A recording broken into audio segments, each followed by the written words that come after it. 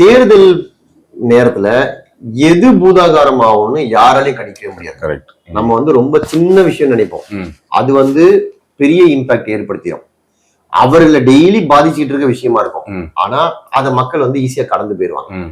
அதனால எந்த இஷ்யூ இது சின்னது, இதனால பாதிப்பு வராது அப்படின்னா நம்ம வந்து புறம் தள்ளவே முடியாது. நீங்க யூபிஏ 2 கவர்மெண்ட் ஏன் போச்சு? 2G ஸ்கேமு, காமன்வெல்த்ல ஊழல் அப்படின்னா அதெல்லாம் நேரடியா மக்களை பாதிச்சுதா அப்படின்னா அது தெரியாது. ஆனா இவ்வளவு ஊழல் பண்ணிட்டாங்க, இவ்வளவு ஊழல், எல்லாத்தையும் ஊழல் அப்படின்னும் போது ஜனங்களுக்கு வந்து ஒரு கோபம் வரும். எப்பவுமே ஜனங்க வந்து ஆளும் அரசு மேல ஒரு அதிருப்தி வரும்.